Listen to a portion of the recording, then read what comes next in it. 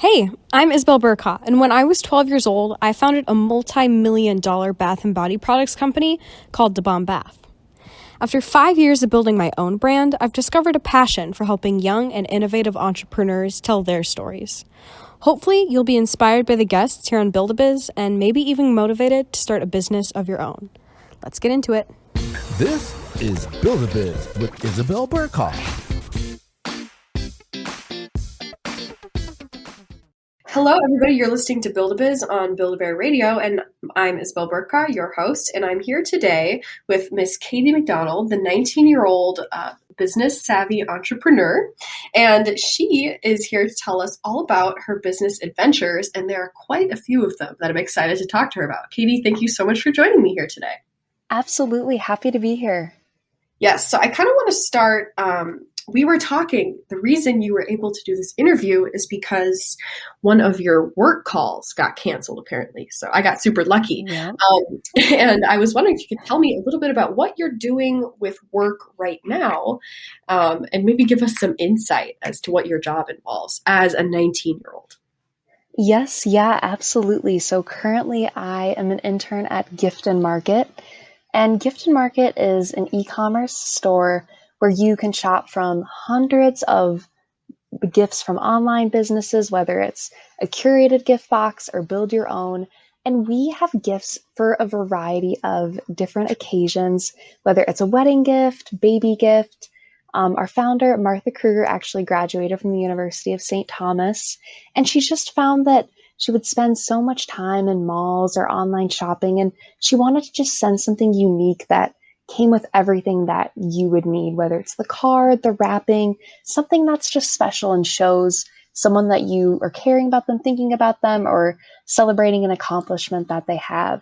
And I'm currently the marketing and operations intern for that. So just a creative lead with different graphics, constructing campaigns, doing some B2B outreach, and then also the operations side. So just helping to manage daily activities. We use Shopify, so just making sure that customers are happy, and then just implementing new strategies for us. So we're still in the startup phase, and it's just been so exciting to watch it grow. And I have learned so much, as you should with internships. Yeah, that's super cool. So you go in and you work on marketing, and you mentioned a couple of different cool maybe tasks, I guess.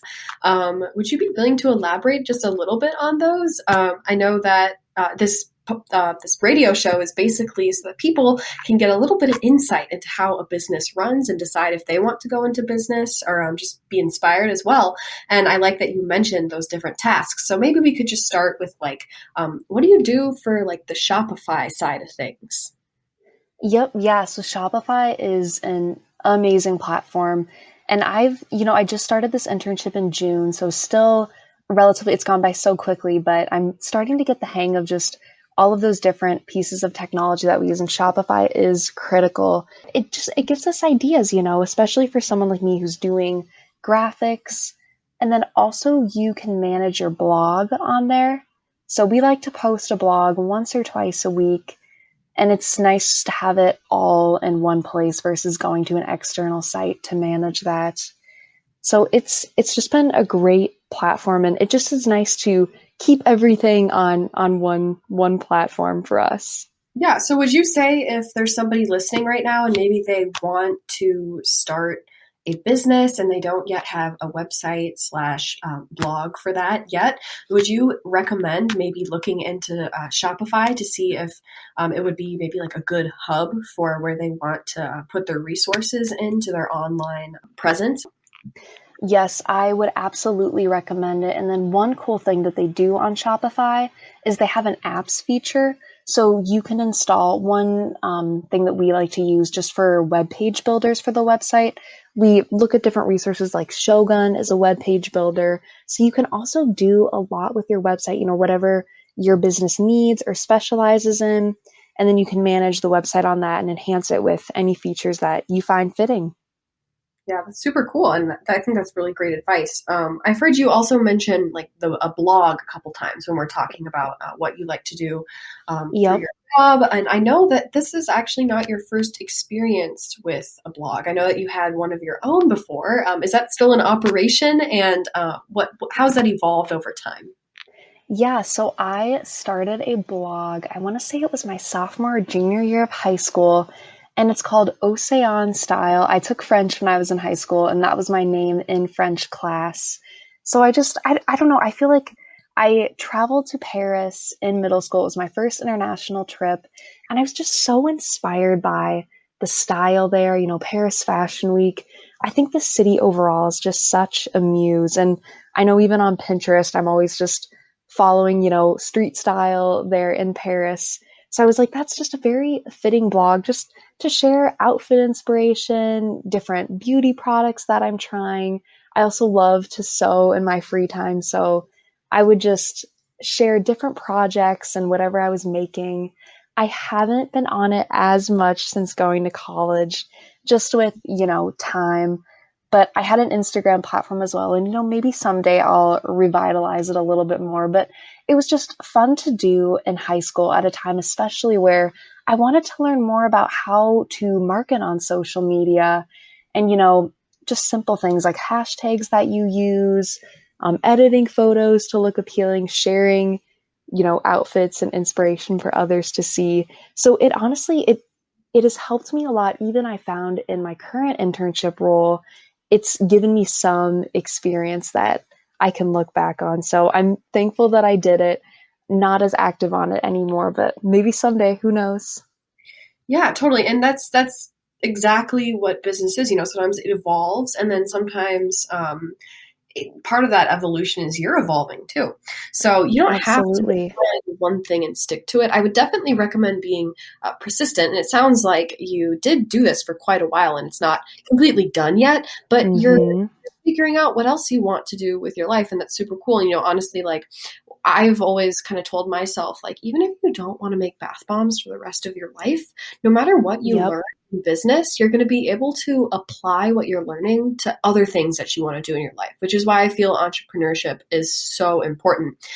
You mentioned a couple projects that you would blog about. Could you maybe tell me about a couple of your favorite projects that you ever did?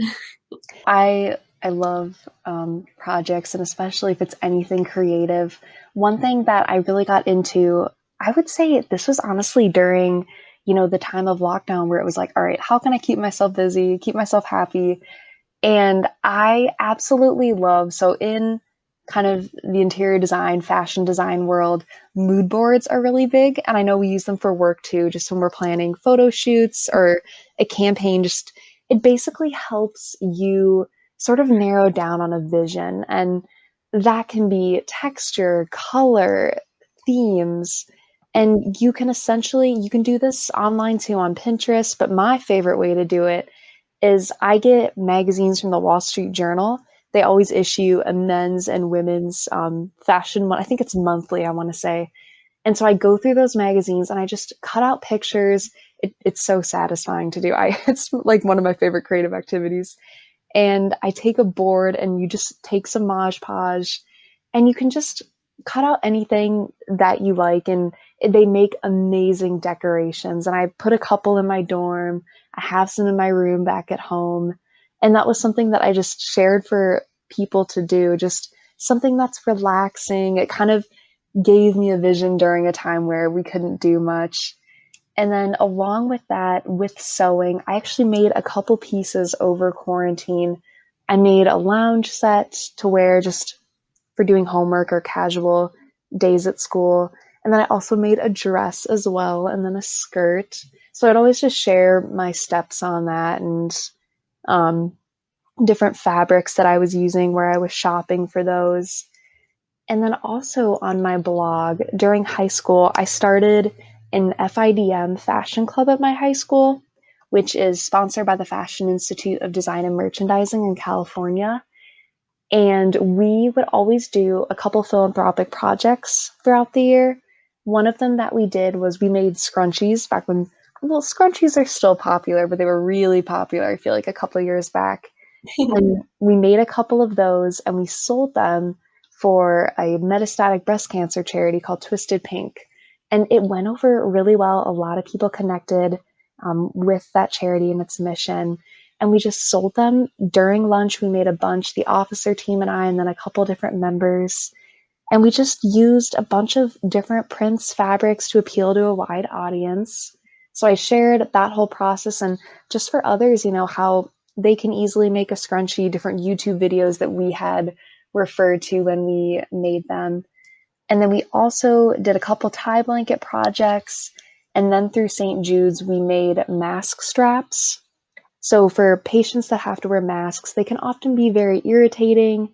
So we made these comfortable straps out of cotton that they could easily attach and then make it a little bit more comfortable. And they also had some fun prints too, just to provide some comfort. So Yeah. I would just share different things like that. It seems like you were a little bit ahead of your time with that one. Yeah, exactly. That is something that definitely could be used, in today's world with masks. But yeah, so I just like to share things just to inspire others. That was just always my goal with every post.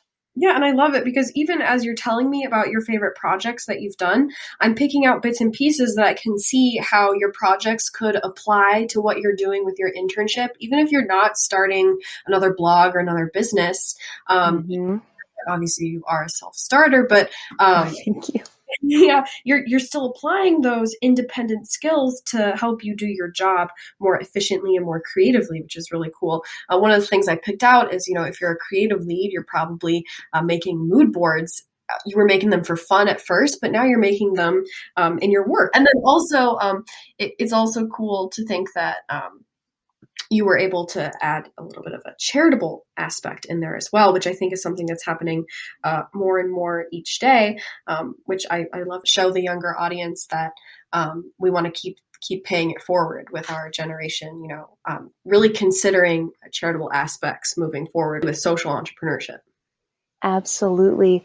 And I see so much of that in your business with all of your all's philanthropic efforts.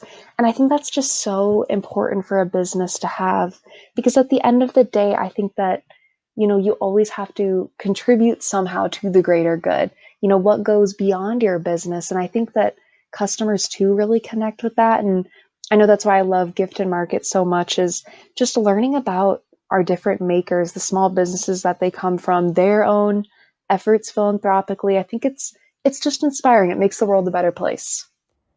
Thank you. I really appreciate you recognizing that. So Katie, we're going to take a really quick music break, but then when we return from the break, I'm super excited to keep hearing about your entrepreneurial story. Hello, everybody. Welcome back from the music break. You're listening to part 2 of Build-A-Biz, and I'm here today with Katie McDonald, the serial entrepreneur and business-savvy 19-year-old, and she was just telling us all about her super awesome internship, and we're also going to talk a little bit more about her business journey now. Yep, so my internship will end at the end of August here, so I definitely will be sad because it's just been a great experience. I've learned so much, and despite it being remote, I still feel very connected to the company. And Martha, the founder, she's such a role model. I have learned a ton from her. She's such an inspiration. And I'll be going back to school, which, I'm excited about. I feel like it'll be hopefully a little bit more of a true college experience this year. I'm hoping to be back in person for classes. I just find it so much more engaging, even though all of my professors did a fantastic job last year. I'm just looking forward to really connecting with fellow classmates and just kind of getting a little bit more of a hands-on experience with my classes. So, and I am taking more business geared courses this semester versus last year. With being a freshman, I felt as if I was a little bit just, knocking out some generals. Yeah, for sure. Are there any classes in particular that you're looking forward to taking, or maybe just like subjects that you are excited for? Yeah, so I decided to pursue a minor in digital media arts. So I'll have one of my classes, I believe it's Media Design Studio this fall. So I'm really excited for that, just to kind of expand more on my knowledge of, I think it's so important with having a career that involves marketing, just being able to know how to work those visual, digital aspects of those projects and knowing how to execute them.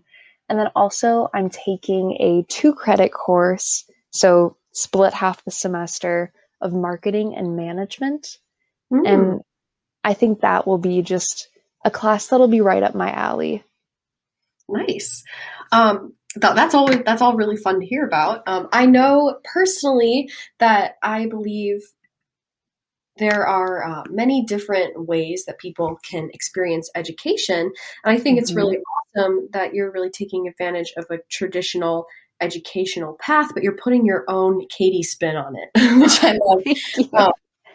I want to talk a little bit about, you've mentioned the pandemic a couple of times and, some of the things that you found to keep yourself busy over that time, and how you're hoping things will kind of go back to normal, which I totally get. But I would say, based on what you told me, you did a really great job of keeping yourself busy. And I'd love to talk a little bit more about how you were satisfying your hunger for that business, that business feel while the pandemic was going on. Could you maybe tell me a little bit about what else you were up to?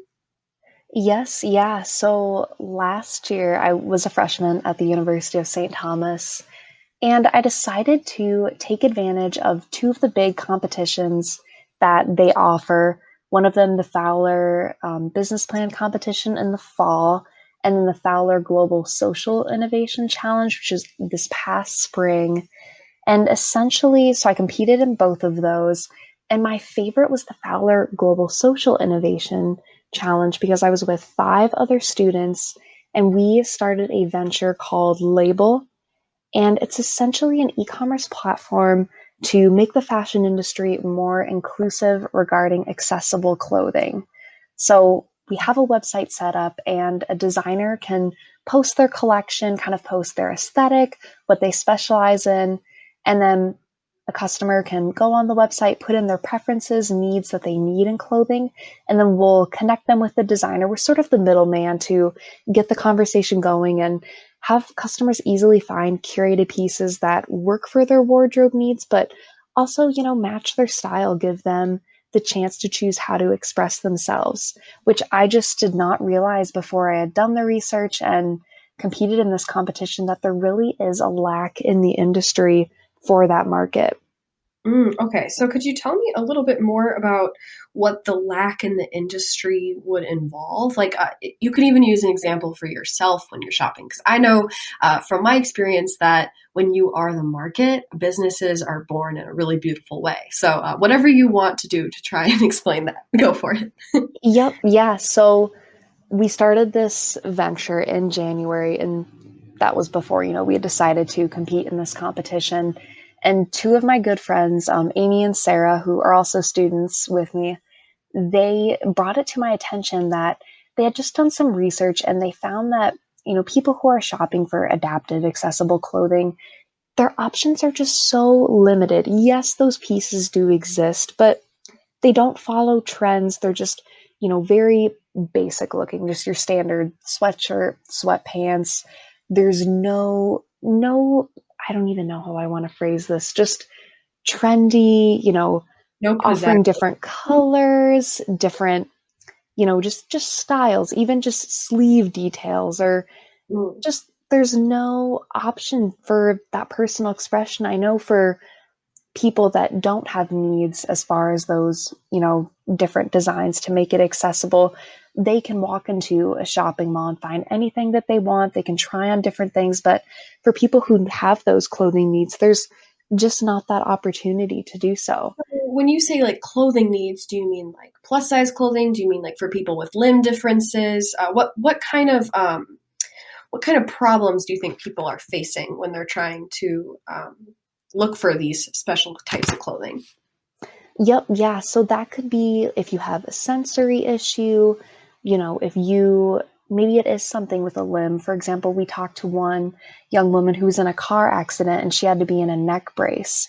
And she said that she got to the point where her grandma had to make all of her clothes because she could not find a single piece to wear that she could put on, which I was just, shocked to hear that. And we've talked to some older people who maybe getting into clothes is just not as easy. And one man, he was in a wheelchair and he's like, I just want to wear a suit. And there was nothing for him.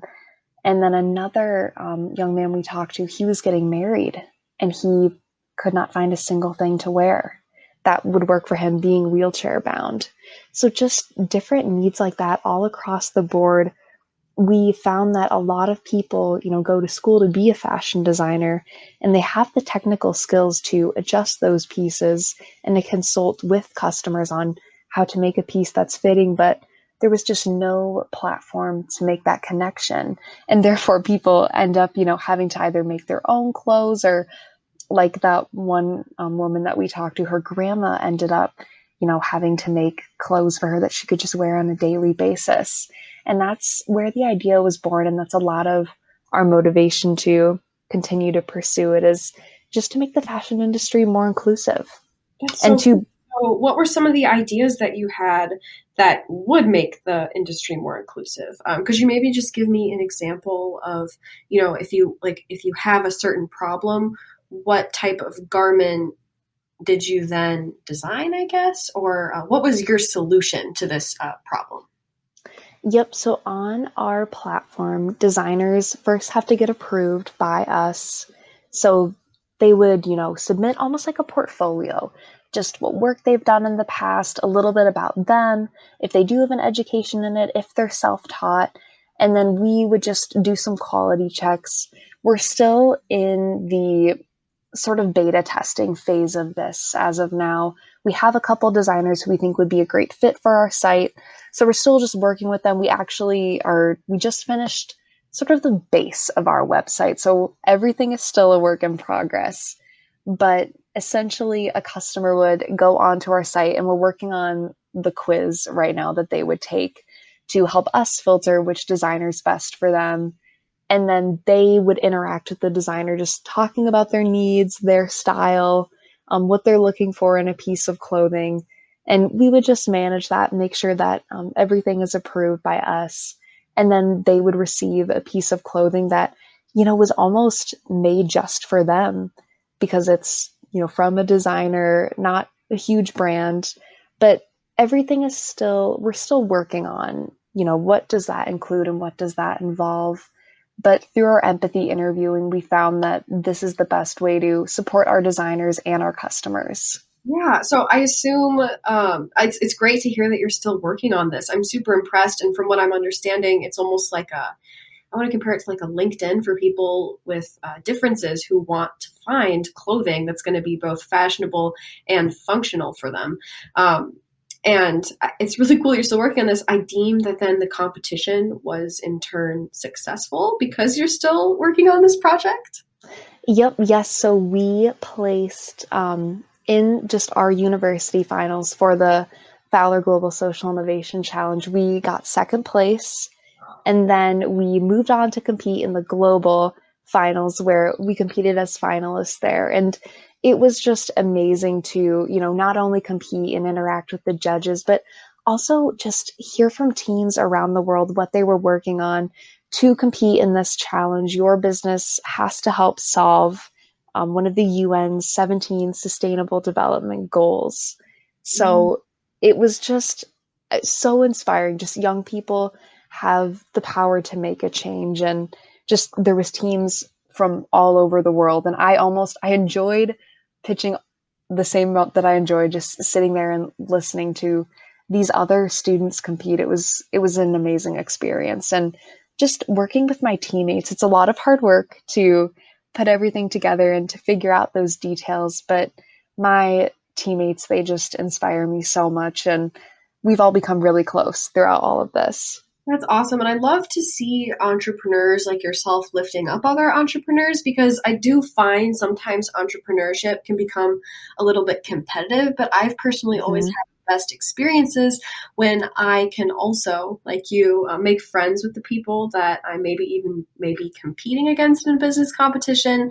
So I love that about your story. And then I also wanted to quickly touch on the fact that I think that what you're saying right now about business competitions is totally true. You can learn about different topics, you can really learn more about your business. You said that you're in the beta phases of testing, and I bet the competition did in a way help you become more prepared to continue to work on your business idea, which I totally love. And I really hope that I can continue to follow all your success, Katie. And unfortunately, this is all the time we have left today, but would you be willing to shout out your social media so that people can follow your journey and all your different projects that you're working on? Yes, yeah, absolutely. So you can follow me at my Instagram is at Katie L. McDonald's. And then for my internship, you can follow at Giften Market, GIFTEN, and then market along with that. And then for my venture, you can follow us at Design Label, and still a work in progress as we keep going through our testing phases. But yes, please follow along.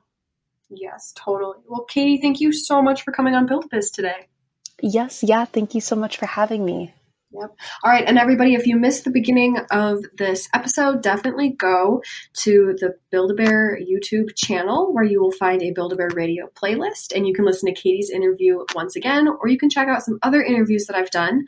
You can also follow me at Isabel.Bercaw, where I will be posting weekly updates on our next guest for the weekend. Thank you so much. Bye.